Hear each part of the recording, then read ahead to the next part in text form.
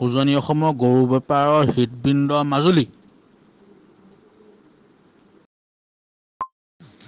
মাজুলীত অকল দলং লাগে।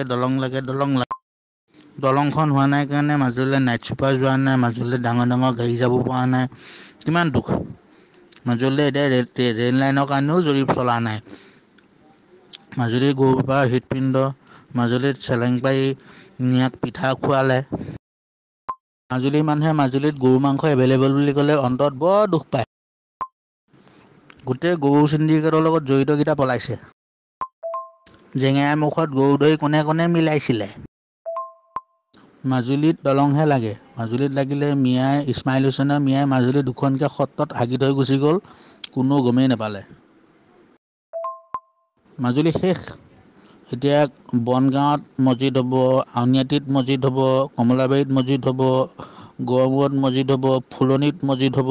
মাজুলী শেষ। মাজুলীত এতিয়া বোৰখা পিন্ধা মানুহ উপলব্ধ।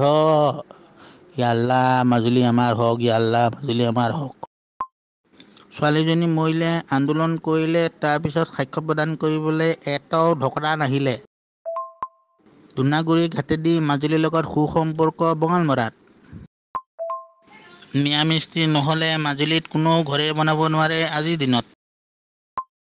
সঁচা কথা ক'লে মাজুলী মানুহে কয় অদৰকাৰী কথা। বাদ দিয়ে এইবিলাক কেলে, মাজুলীক দলং দিলেই মাজুলী মেনেজ।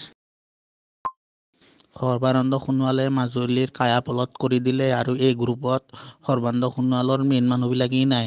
হাইলা কি যে হৈছে। মাজুলীত যদি যিসু কাৰণে গীৰ্জা হয়, আমি কমলাবাৰীত থকা মুছলিম মানুহখিনিয়ে মিলি পিনিয়ে মাজুলীতে এইটো মছজিদ বনাই লওঁ। ৰাতিপুৱা গধূলি আজান দিম, এটা মাইক দিম কমলাবাৰী সত্ৰ, এটা দিম আউনীআটী আৰু এটা দিম ইয়াৰফালে কি বুলি কয় গেৰেকী পোৱাদিয়া ফালে। মাজুলীত দিয়া আজানৰ শব্দ যোৰহাট আৰু লখিমপুৰৰ মানুহ শুনিব লাগিব।